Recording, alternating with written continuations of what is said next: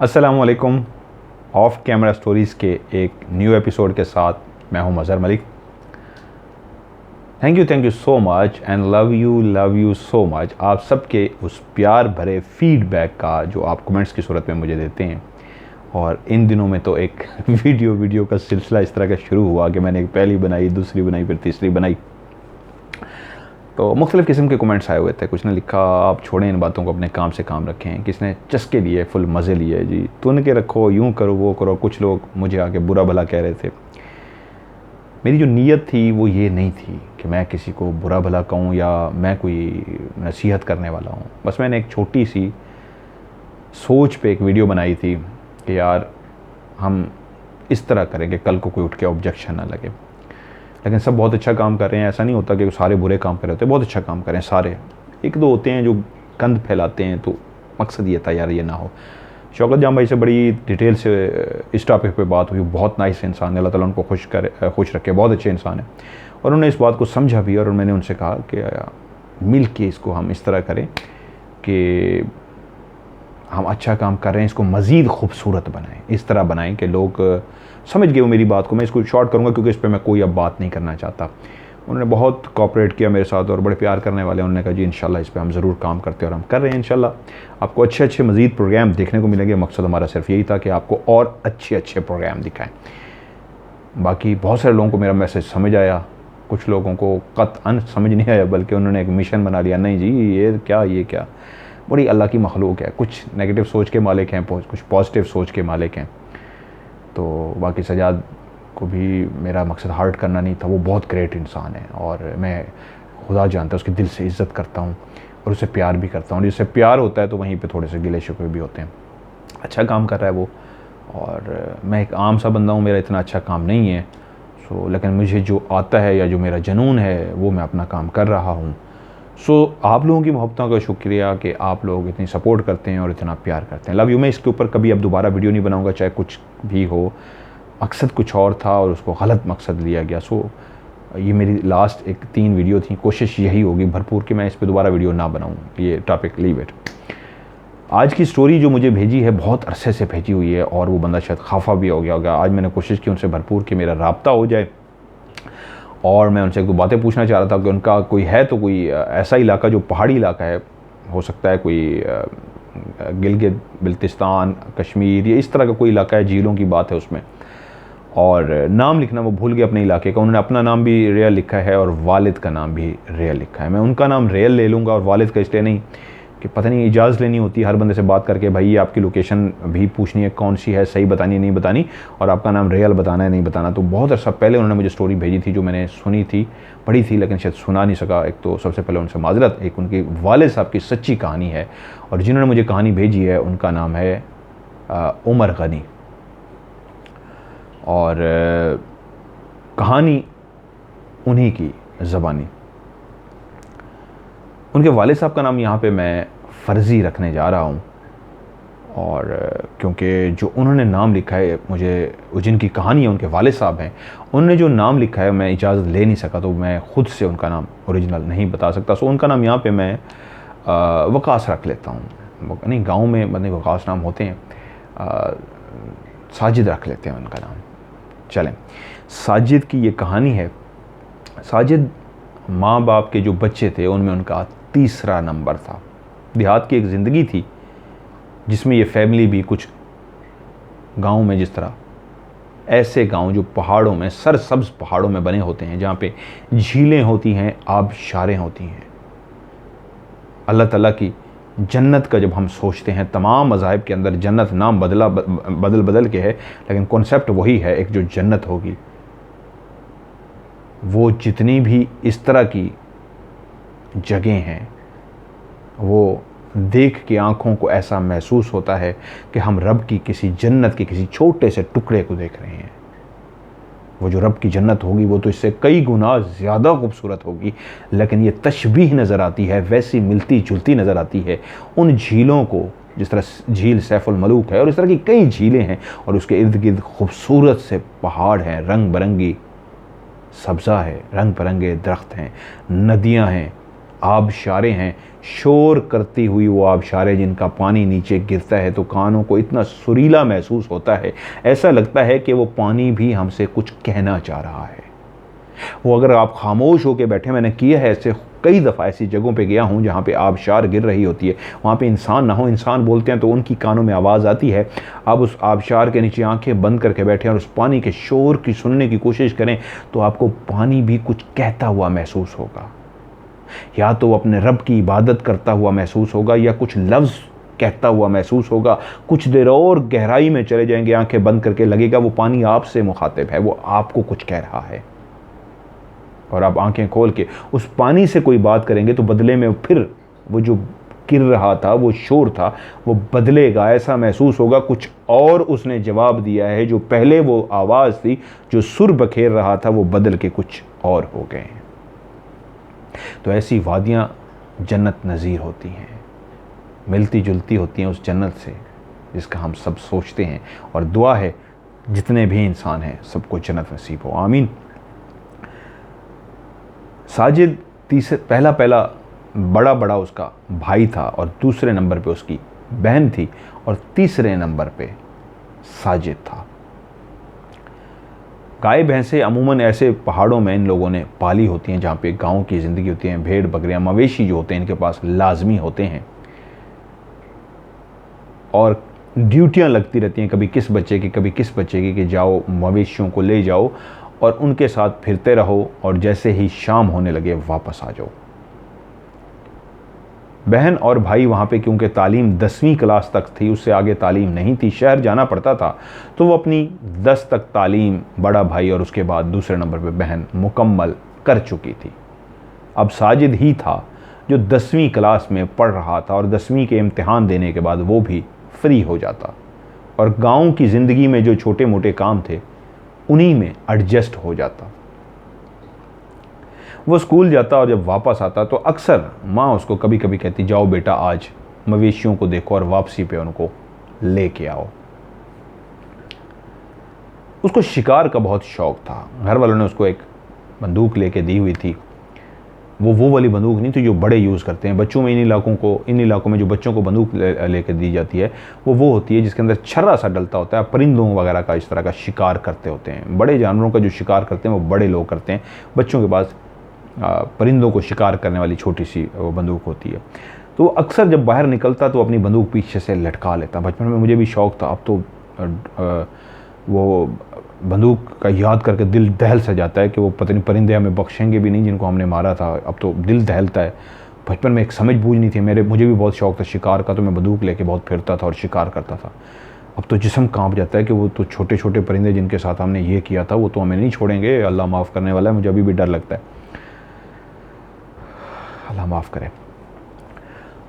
वो अपनी बंदूक लेके अक्सर शिकार भी करता और अपनी किताबें भी लेके चला जाता। बैठ के पढ़ता भी सही और शिकार भी करता रहता। जब थक जाता किताबें बंद करके रखता, कभी इधर फिरता कभी इधर फिरता और शिकार करता और शाम को मवेशी लेके घर पहुंच जाता।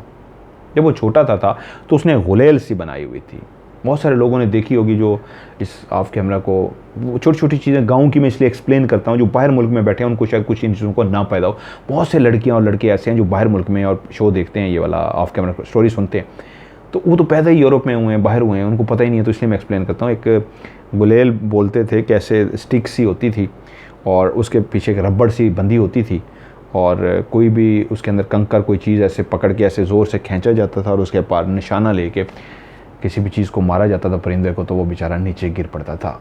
साजिद भी पहले गुलेल लेके फिरता, लेकिन जब वो बड़ा हुआ 10वीं क्लास में गया तो घर वाले ने उसको बंदूक लेके दे दी शिकार के लिए और वो शिकार भी करता। उस दिन भी जब स्कूल से वापस आया तो उसको माँ ने कहा, बेटा साजिद जाओ, तुम्हारे बहन भाई जो हैं आज थके हुए हैं वो नहीं जा सकते, तो तुम ज़रा जाओ और जाकर मवेशियों के पास बैठो और शाम को उनको अंधेरा फैलने से पहले लेकर आ जाना। उसने कहा अच्छा अम्मी। उसने अपनी बंदूक अपने कंधे पे लटकाई, किताबें उसने साथ ली पढ़ने के लिए और रवाना हो गया उन मवेशियों की तरफ जहाँ पे साजिद के बड़ा भाई और बड़ी बहन आज छोड़कर वापस आ गए थे। थके हुए थे, अब वो जाना नहीं चाह रहे थे। माँ से कहा था कि साजिद को भेज दीजिए। साजिद वहाँ पे पहुँचा। जाते ही उसने अपनी बंदूक उतारी, साइड पे रखी और अपनी किताबें खोलकर पढ़ने में मसरूफ़ हो गया। अभी उसको पढ़ते हुए तकरीबन पौना घंटा हुआ था कि किसी ने उसको आवाज़ देकर बुलाया। आवाज़ इतनी ऊंची थी और बुलाने वाली मर्द की आवाज़ थी, साजिद। उसने पीछे मुड़ के देखा कि कौन आया है, तो पीछे कोई भी नहीं था। तो उसको लगा शायद पढ़ते हुए मेरा वहम है या मेरे कानों को ऐसा सुनाई दिया है, पीछे तो कोई भी नहीं है, लेकिन आवाज़ कैसे आई है। उसने कहा शायद मैं पढ़ रहा था तो मेरा ध्यान इस तरह हो गया, शायद किसी ने ना बुलाया हो। वो दोबारा पढ़ना शुरू हो गया। अभी पढ़ते हुए इसको और मज़ीद 20-25 मिनट हुए थे कि फिर से वो अपनी उस पढ़ने में इस तरह मशगूल हो गया कि उसको दुनिया जहान का होश ना रहा। तो वहीं पे दोबारा से एक लड़की की आवाज़ में उसका नाम पुकारा गया, साजिद। इस दफ़ा पुकारने वाला पीछे से नहीं, पुकारने वाली, पीछे पहले मर्द की आवाज़ थी, अब खातून की थी। इस दफ़ा पुकारने वाली की आवाज़ उसके लेफ़्ट साइड से आई थी। तो इस दफ़ा उसने पीछे देखने की बजाय अपने लेफ़्ट साइड पे देखा तो वहाँ पे कोई भी नहीं था। इस दफ़ा उसको महसूस हुआ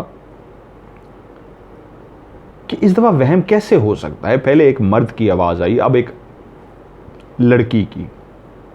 क्या दोनों दफ़ा मेरा वहम था कि दोनों दफ़ा मुझे नहीं बुलाया गया और मैं तालीम में इतना मशगूल था पढ़ने में कि मुझे लगा मेरा नाम पुकारा जा रहा है।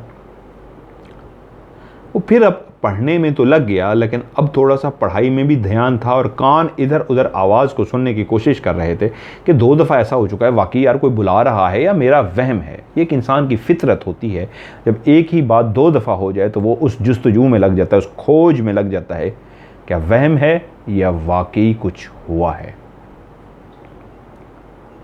अभी 15-20 मिनट गुजरे थे कि बाकायदा एक छोटा सा पत्थर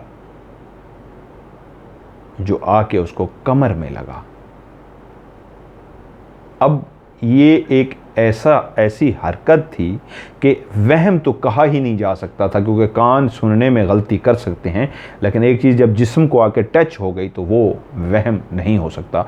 उसने मुड़ के देखा तो वाकई पीछे एक पत्थर पड़ा हुआ था जो छोटा सा था, जो उसको मारा गया था।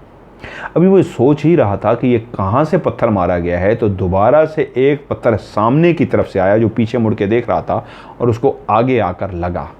वो भी उतना ही छोटा पत्थर था। तो एकदम से मुड़ा और सामने पहाड़ी की तरफ देखा तो उसका भाई और उसकी बहन हंस रहे थे और उसको शरारत करके पत्थर मार रहे थे।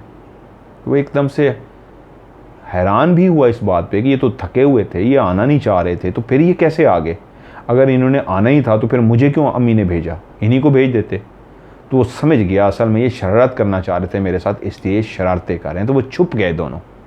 वो समझ गया, क्योंकि वो देख चुका था अपने बहन भाई को, तो समझ गया ये लोग शरारत कर रहे हैं, अब मैंने नहीं डरना, मतलब तवज्जो भी नहीं देनी। डरा तो नहीं था, तवज्जो भी नहीं डरनी। अब वो काफ़ी देर पढ़ाई में मसरूफ़ रहा, लेकिन अब कोई भी उसके बहन भाई ने उसके साथ शरारत नहीं की। जब उसने देखा कि अब वो थक गया है, उसने अपनी गन उठा और इधर उधर घूमने लगा कि शायद आज कोई शिकार कर सकूं, शायद आज फिर कोई परिंदे को नीचे गिरा सकूं। असल में वो एंटरटेनमेंट भी साथ साथ चलती है। जब आप थक जाते हैं, बहुत ज़्यादा अजीब से हो जाते हैं, पढ़ाई कर करके कमर बैठे बैठे थक जाते हैं, फिर आप रिलैक्स होने के लिए थोड़ा सा इधर उधर उठते हैं। तो बेसिकली वो रिलैक्स होना चाह रहा था। आज उसका मकसद शिकार करना नहीं था, लेकिन जैसे रिलैक्स होने के लिए बंदूक भी हाथ में थी, तो एक दिमाग में था शायद कुछ नज़र आ गया तो मार भी लूँगा।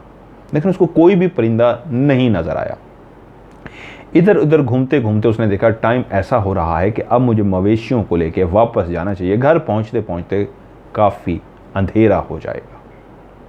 वहाँ से उसने अपनी किताबें उठाई, बंदूक अपने कंधे पे लटकाई और मवेशियों को लेके उस रास्ते की तरफ चल पड़ा जो उसके घर की तरफ जाता था। आहिस्ता आहिस्ता वो चलता हुआ उस रास्ते पर जा रहा था तो आगे उसको एक खातून खड़ी हुई मिली। वो खातून बिल्कुल उसी तरह के हुलिये की थी जो उनके देहात के अंदर हुलिया पाया जाता था, लेकिन क्योंकि वो सब ख़वातीन को नहीं जानता था, लेकिन उसके हुलिये को देख के इतना उसको अंदाज़ा हो गया था ये कहीं और की नहीं है, हमारे इसी छोटे से खूबसूरत से गाँव की औरत है। तो उस औरत ने उसको रोका और उससे कहा कहाँ जा रहे हो। उसने कहा मैं अपने घर जा रहा हूँ। उसने कहा वहाँ पे कोई औरत खड़ी है, वो तुम्हें बुला रही है कि ये लड़का कौन है, कहो हमारी यही हेल्प कर दे थोड़ी सी, तो जाओ उसकी बच्चे हेल्प कर दो। उसने कहा अच्छा जी। वो समझ गया बहुत दफ़ा ऐसा होता था कि शहर से आए हुए कुछ लोग जब आ जाते थे तो उन देहात वालों से वो मदद मांगते थे। वो चलता हुआ उसी रास्ते की तरफ गया जहाँ पे उस औरत ने कहा था कि एक औरत मिली है और वो कह रही, उसने इसका नहीं कहा था कि मतलब इसको भेजो साजिद को, उसने कहा था कोई भी लड़का या कोई ऐसा मर्द मिल जाए जो हमारी हेल्प कर सके तो प्लीज़ उसको हमारी तरफ भेजें। तो उसको साजिद ही नज़र आया था, पहला शख्स, तो उसने उस बच्चे को ही कह दिया कि आप जाओ और उनकी हेल्प कर दो। साजिद उसी रास्ते पे चला गया तो उसने देखा सामने एक खातून खड़ी है। उसके लिबास से लगता है ये इस देहात की नहीं है, शहर की ज़िंदगी से आई है, क्योंकि जिस तरह का उसने लिबास पहन रखा था वो बहुत ही मॉडर्न किस्म का था। शलवार कमीज़ में मलबूस थी, लेकिन वो शलवार कमीज़ शहरी लोग जो मॉडर्न किस्म के ज़रा पहनते हैं लिबास उस तरह का था। और उसने गले में जो पर्स लटकाया हुआ था शोल्डर में, वो भी ऐसा ज़बरदस्त किस्म का पर्स था, वो कोई शहर की औरत ही उठा सकती थी, देहाती औरत इस तरह का पर्स नहीं उठाती थी। उसके बाल खुले हुए से थे, मेकअप उसने किया था या क्या था, एक बच्चे को जिस तरह नज़र आया वो ये था कि वो बहुत ही खूबसूरत थी। इस तरह की खूबसूरत कि उसने पहले भी खूबसूरत लोग देखे थे, लेकिन उस औरत को देख के वो चौंक गया, वो कुछ ज़्यादा ही खूबसूरत थी। उसके हाथ ऐसे थे जैसे बिल्कुल साफ शफाफ, ऐसे चमकते हुए, फेयर कलर, बहुत गोरे कलर के उसके हाथ थे। चेहरा भी उसका ऐसे था जैसे चमक सा रहा था। वो बहुत ही खूबसूरत थी और उसको देख के वो बच्चा सा होके हैरान हो गया कि शहर की आई ये औरत कितनी ज़्यादा खूबसूरत है। वो उसके पास पहुंचा और उसने कहा कि मुझे इस तरह खातून ने पैगाम दिया है, क्या आपको कोई हेल्प चाहिए? तो उस शहरी खातून ने उस बच्चे की तरफ देख के मुस्कुराई और कहा, हाँ मुझे कुछ हेल्प चाहिए। उसने कहा जी बताइए। उसने कहा हमारे कुछ और भी साथी हैं जो मेरे साथ आए हुए हैं, वो फ़लाँ जगह पे जो आबशार है, झील सी है, वो वहाँ पे गए हुए हैं, तो मैं इधर उधर घूमने के लिए ज़रा निकल आई हूँ, तो मुझे अब उनके पास जाना है और मुझे रास्ते का पता नहीं है। वो जो मुझे बता के गए हैं कि कौन सी है, किसी से भी पूछ लेना तो आपको बता देंगे। तो मैंने उस औरत के ज़िम्मे लगाया था कि कोई भी मर्द मिले जिसको रास्ता आता हो तो वो मुझे छोड़ आएगा, तो अगर तुम्हें वो रास्ता आता है तो क्या तुम मुझे वहाँ पे छोड़ सकते हो? तो उसने कहा जी मैं आपको छोड़ सकता हूँ, लेकिन एक सूरत है छोड़ने की कि मैं पहले ये मवेशी अपने घर छोड़ूं और उसके बाद आपको मैं उस जगह पर लेकर जा सकता हूं, क्योंकि अगर मैं पहले आपको लेकर उस जगह पे गया तो फिर मैं मवेशी इतनी दूर कैसे लेके जाऊंगा और फिर वापस लेके आऊंगा। मेरे साथ ये जो मवेशी इनको पहले घर छोड़ना पड़ेगा। तो उस औरत ने कहा ठीक है, आप इन मवेशियों को अपने घर छोड़िए और उसके बाद आप या आपका कोई और घर का बंदा अगर मुझे उस रास्ते पे पहुंचा देगा तो मैं चली जाऊंगी। वो दोनों रास्ते पे चल पड़े और बातें करते हुए जा रहे थे। वो बहुत हंसती हुई जा रही थी और बार बार उसको देखती अजीब सी नज़रों से। वो थोड़ा सा घबरा सा जाता, उस औरत की नज़रों में एक ऐसा कुछ होता जिसको वो समझ नहीं पा रहा था। बातों बातों में उस औरत ने कहा हमारे जो साथी आए हुए हैं उनके साथ एक कुत्ता भी है, अगर वो कहीं साथी हमारे आ गए, मे भी हो सकता है वो मुझे ढूंढते हुए यहाँ पहुँच गए और कुत्ता भी साथ आ गया, तो आपने ख्याल करना है कुत्ते को डांटना नहीं है, वो बड़ा नफीस कुत्ता है और उस कुत्ते से ज़रा दूर ही रहना है, उसको कहना कुछ भी नहीं है। उसने कहा ठीक है जी मैं उस कुत्ते को नहीं कहूँगा। और वो इस बात पे हैरान भी हुआ कि कुत्ते को मैं कुछ क्यों कहूँगा, आ गया तो आ गया। फिर थोड़ी देर के बाद बातें करते करते उसने बात को रिपीट किया कि अगर हमारा कुत्ता आ गया तो बस, आप वो नाम पूछ चुकी थी कि साजिद नाम है, तो साजिद नाम से उसने मुखातिब होकर कहा कि साजिद अगर कुत्ता आ गया तो आपने उसको कुछ नहीं कहना, ठीक है ना? उसने कहा जी, क्योंकि वो शायद बंदूक को भी देख चुकी थी शायद, इसलिए बार बार कह रही थी कि कुत्ता भौंके तो ये बंदूक ही ना चला दे। तो साजिद ने उसको कहा कि अगर आपको रहना हो तो कोई मसला नहीं है, मेरे घर भी आप चल सकती हैं, वहाँ पे मेरी माँ है, मेरी बहन है और लोग भी हैं, घर वाले काफ़ी रहते हैं। अगर आपको रहने का कोई इशू हो तो कोई मसला नहीं है, आप वहाँ पे स्टे भी कर सकती हैं। अगर आपके चाहें तो ऐसा हो सकता है कि मैं आपको अपने घर में बिठा दूँ, आप मेरी फैमिली के साथ बैठें, मेरी माँ के साथ, बहनों के साथ और कज़नों के साथ, और मैं जाकर आपके जो हैं उस जगह पर वो साथी उनको बुला के ले आता हूँ। वो लोग भी बेशक आप हमारे घर आ जाएं या जैसे आपको बेहतर लगे, मैं मवेशी छोड़ के आपको वहीं छोड़ने चला जाऊँगा। उसने कहा नहीं आप मवेशी छोड़ें और उसके बाद मुझे वहीं पे ले जाएं।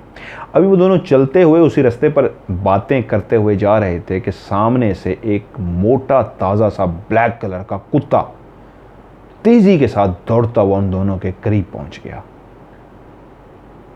साजिद बहुत सारे कुत्तों को देख चुका था, लेकिन ये वाकई अजीबो गरीब सा कुत्ता था। बहुत मोटा ताज़ा था, कद काठ भी उसका बहुत ज़्यादा बड़ा था। इतना बड़ा, इतना ब्लैक और इतना हटा कुटा मोटा सा कुत्ता साजिद ने ज़िंदगी में पहली दफ़ा देखा था। बहुत से कुत्तों को देख चुका था, लेकिन एक बात तो वो जानता ही था कि शहरी लोग हैं, इनकी हर चीज़ ही बाकमाल होती है। घूमने फिरने इन देहातों में आ जाते हैं तो इनके कुत्ते, इनके कपड़े, इनकी गाड़ियाँ सब कुछ ही निराले होते हैं। एक गाँव का लड़का जो सोचता था वो भी वैसा ही सोच रहा था। लेकिन जब वो कुत्ता करीब पहुंचा तो एक बात अजीब सी थी, उसकी आंखें बहुत ज़्यादा लाल थी।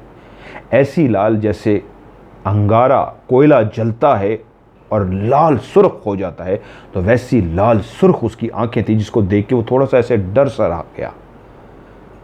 क्योंकि कुत्ता जैसे ही सामने आके रुका तो साजिद थोड़ा सा डरा और थोड़ा सा पीछे होने लगा, और जैसे ही पीछे होने लगा तो कुत्ते ने घुराना शुरू कर दिया, ऐसे जैसे वो साजिद पे हमला करना चाह रहा हो। और कुत्ता जैसे ही आगे बढ़ा तो फौरी तौर पे उसने अपनी बंदूक उतारी साजिद ने, और बंदूक का पीछे वाला जो लकड़ी वाला हिस्सा था, जैसे ही कुत्ता उसके करीब आया तो उसने उसके मार दिया। क्योंकि वो डर गया था, उसकी आंखें देख के, उसकी जिसामत देख के, और अजीबो गरीब सा उसको कुत्ता लगा था। लेकिन कुत्ता उस पर हमला क्योंकि करना चाह रहा था, तो साजिद ने बंदूक से उसको मारा बहुत ज़ोर से नहीं, हल्का सा मारा, लेकिन उसको बंदूक की वो जो पीछे वाला हिस्सा था लकड़ी का, वो लग गया, और कुत्ता उसके बाद मुड़ा और तेज़ी से चला गया।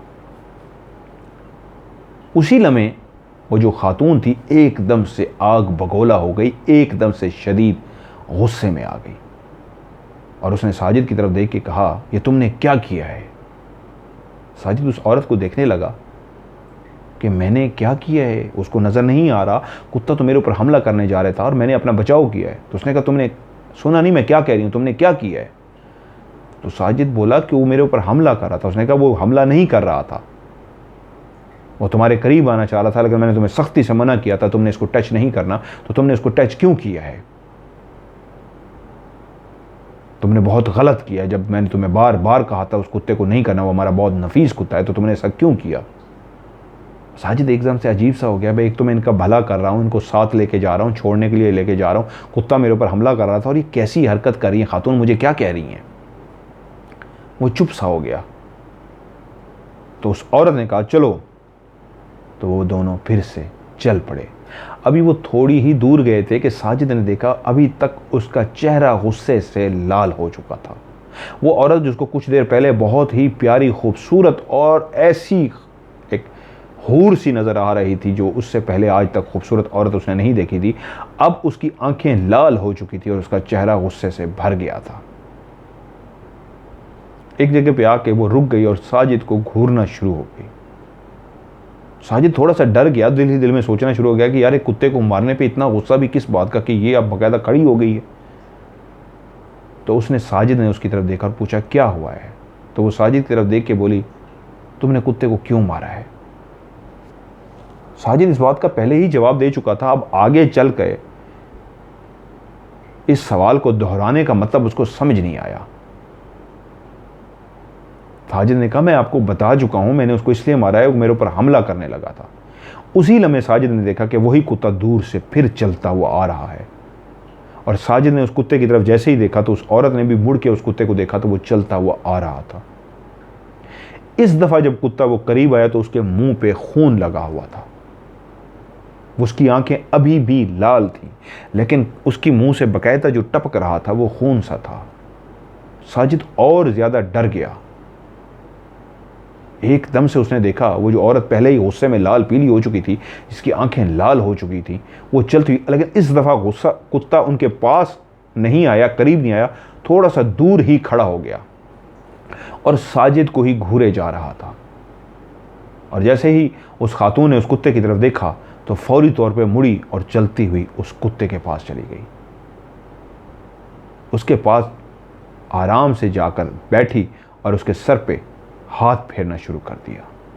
और वो उसके हाथ पे फेर रही थी। साजिद इस बात पे हैरत ज़दा था कि जो कुत्ता खून से, जिसके मुंह से ऐसा खून सा टपक रहा है, बजाय उसके डरने के, बजाय उसके वो दूर होने से, वो उसके मुंह पे हाथ फेर रही है। ये नहीं डर रही कि ये क्या करके आया है, ये किस चीज़ का खून है। तो वो उसके सर पे हाथ फेरती रही और उसके बाद कुत्ते का मुंह साजिद की तरफ था और खातून इस अंदाज में बैठी थी कि उसकी पीठ साजिद की तरफ थी और उसका मुंह कुत्ते की तरफ था। तो उसने एक ऐसा काम देखा जिस पे वो हैरान हो गया कि उस औरत ने उसके सर पे हाथ फेरते फेरते उसका मुंह उठाया और उसको अपने कान के साथ इस तरह रगड़ना शुरू कर दिया, ऐसे टच करके इस अंदाज में वो कर रही थी जैसे वो उस कुत्ते से कोई बात कर रही हो। वो बात भी उर्दू ज़बान में ही कर रही थी। वो समझ नहीं पा रहा था, लेकिन आवाज़ उसको इतना ज़रूर आ रही थी कि वो कुछ बोल रही है। अब वो कान लगाकर सुनने की कोशिश करने लगा, साजिद क्या वाकई जिस तरह कुत्ते को प्यार से कहा जाता है, नाम पुकारा जाता है, इस अंदाज में उससे बात कर रही है या उससे कुछ ख़ास बात कर रही है। और जब उसको समझ ना आया तो साजिद 2 कदम और आगे हुआ, और जब 2 कदम और आगे हुआ तो उसके कानों ने जो थोड़ी सी आवाज़ उसको समझ आई, तो वो औरत उससे जो बात कर रही थी वो कह रही थी, कहाँ गए थे तुम, क्या करके आए हो। ये एक ऐसा जुमला था जो एक बच्चे के लिए भी खौफ ज़दा कर देने वाला था कि कुत्ते से पूछना, कहाँ गए थे तुम, क्या करके आए हो। कुत्ता अभी तक उसके मुंह को पकड़ के वो अपने कान के करीब करके बैठी थी जैसे कुछ ये उसको जवाब देगा, लेकिन कुत्ता अभी तक मुसलसल साजिद को देखे जा रहा था। साजिद अब बिल्कुल तैयार हो चुका था कि वो अब दौड़ लगा दे और भाग जाए। उसको कुछ समझ नहीं आ रही थी। एक बच्चा सा था, वो गुमसुम सा अपनी जगह पे ऐसे खड़ा हो गया जैसे मुजस्मा सा हो, वो पत्थर का सा बन सा गया हो, जैसे वो हिल भी ना सकता हो, और वो डर सा गया और उसको समझ नहीं आई। वो जो भागना सा चाहता था भाग भी नहीं पा रहा था, एक जगह पे स्टिल होके खड़ा हो गया, मैं करूं तो क्या करूं। उसी लम्हे उसने जिसका कुत्ते का मुंह अपने कान के करीब किया हुआ था, तो कुत्ते ने एक अजीब सी मुंह से आवाज निकाली। वो एक ऐसी आवाज थी, अक्सर बहुत सारे लोगों ने रात को सुना होगा, अंधेरी रात हो, सर्दियों की रात हो, तो कुत्ते एक खास अंदाज में, रोने वाले अंदाज में आवाज निकालते हैं।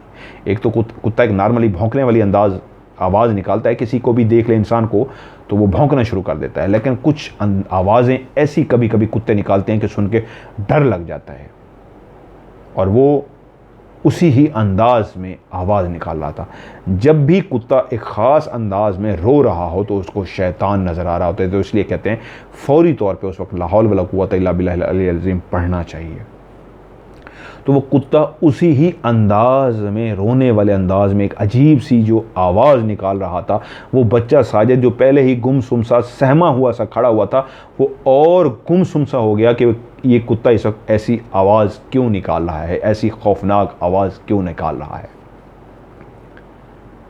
और कुत्ता जब वो आवाज़ निकाल चुका तो उसके बाद उस औरत ने उसका मुंह छोड़ा, वो जल्दी से मुड़ा और उसी वक्त गायब हो गया।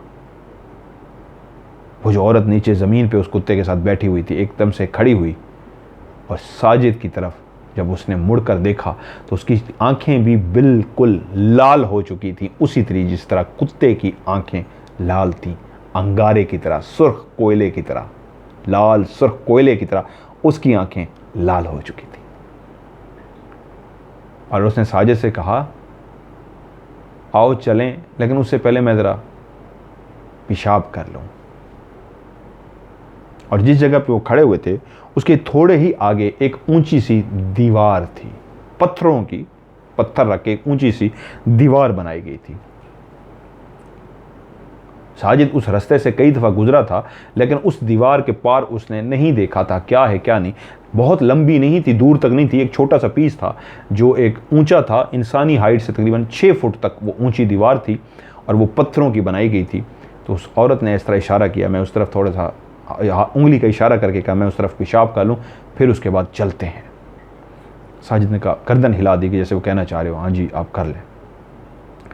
वो औरत आराम से चलती हुई उस दीवार की तरफ गई और साजिद की आंखें जो उसको जाता हुआ देख रही थी, उसने देखा कि वो गई है दीवार पे और उसने जाके, उसके हाथ दीवार तक पहुँचे नहीं थे, वो काफ़ी ऊँची दीवार थी, लेकिन फिर भी उसने अपने हाथ दीवार पर टच किए हैं, दीवार पर ऐसे रखे हैं, और अगले ही लम्हे वो एकदम से इस तरह उछली हो जैसे उसकी टांगों में, उसके पाँव में स्प्रिंग से लगे हों। हाथ ऊपर से दीवार पे रखे हैं और उछली है एकदम से और परली साइड पे कूद गई है। अब साजिद जो खौफजदा था, जिसके मवेशी वहीं पे उसके साथ थे और जो अब भागना चाह रहा था, उसको समझ नहीं आ रही थी मैं क्या करूं, इस वक्त दौड़ लगा दूं, रुक जाऊं या उस औरत के आने का इंतज़ार करूं। तो उसी लम्हे उसने कहा मुझे यहाँ से भागना चाहिए। वो भी भागने की नीयत ही करने लगा था, जो सहमा हुआ था, डरा हुआ था। उसने अपना हौसला भी तो जमा करना था, एक बच्चे ने एकदम कैसे भाग सकता था। तो उसने देखा सामने से उसके गांव के दो बुजुर्ग आ रहे हैं। वो अपनी जगह पर रुक गया। वो बुजुर्ग चलते हुए साजिद के पास आए और उससे पूछा, बच्चे खैरियत हो, क्यों खड़े हो यहाँ पे?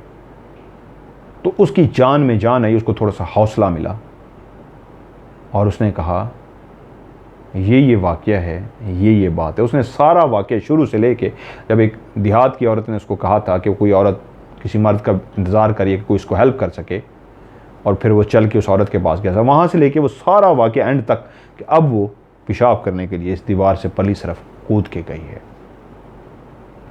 तो उस बुज़ुर्ग ने पूछा, क्या तुम सच कह रहे हो? उसने कहा जी मैं सच कह रहा हूँ। तो उन्होंने साजिद का हाथ पकड़ा और उसको लेके उस दीवार की तरफ चले गए।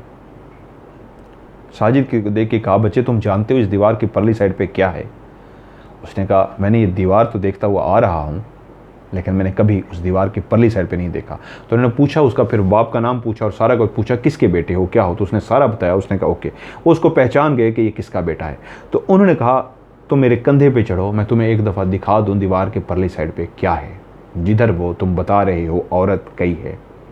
उन्होंने साजिद को अपने कंधे पे उठाया, और आप समझ रहे ना बुज़ुर्ग कैसे उठा सकते हैं। गांव के बुज़ुर्ग भी माशाल्लाह, अब की बात नहीं कर रहा, पहले की काफ़ी पुरानी बात है, बहुत ताकतवर और सेहतमंद होते थे। उन्हें साजिद को अपने दोनों ने मिलकर ऊपर उठाया, और जब साजिद ने परली साइड पे देखा तो दीवार से कोई 3-4 कदम तक तो पहाड़ी का रास्ता था, उसके बाद नीचे खाई थी। अगर उस औरत ने उस दीवार पे जंप किया था तो यकीनन वो जो 4-5 कदम का रास्ता था वहाँ तक वो पहुँच गई होगी, लेकिन उसके बाद खाई थी। तो वो हैरान रह गया, फिर वो औरत कहाँ गई? क्योंकि कोई भी इंसान इस दीवार के उस साइड पे अगर पहुंच भी जाएगा तो उस खाई को देख के फौरी तौर पे वापस आ जाएगा। पहले तो कोई जा ही नहीं सकता, 6 फुट ऊंची दीवार थी, और कोई अगर दीवार के ऊपर चढ़ भी गया तो नीचे नहीं उतरेगा, कि परली साइड पे तो खाई है। लेकिन वो छलांग मार के इस तरह गई थी कि नीचे साइड पे उतर तो गई थी। तो क्या फिर वो खाई के अंदर गिर गई, या उसने छलांग मारी, या कहीं वो गायब हो गई थी?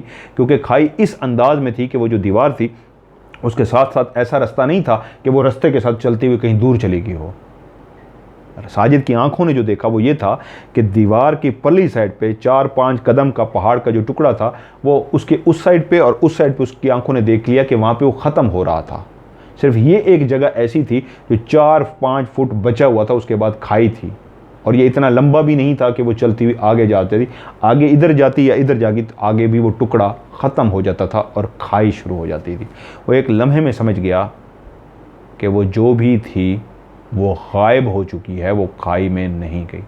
तो बुज़ुर्गों ने उसको कहा तुम्हें दिखाने का मतलब ये था कि अगर तुम्हारी बात सच है तो वो जो भी थी वो इंसान नहीं थी, वो गायब हो चुकी है। पहली बात, इतना ऊंचा छलांग मारना और कुत्ते वाली बात सुन के हमें यही लगता है वो इंसान नहीं थी। आओ तुम्हें तुम्हारे घर छोड़ के आए। उन्हें साजिद का हाथ पकड़ा और उसको लेके उसके घर की तरफ चल पड़े। जब घर उसका साजिद का नज़र आया तो उसके घर वालों को बुला के कहा बच्चा डर गया हुआ है, इसको घर ले जाएं।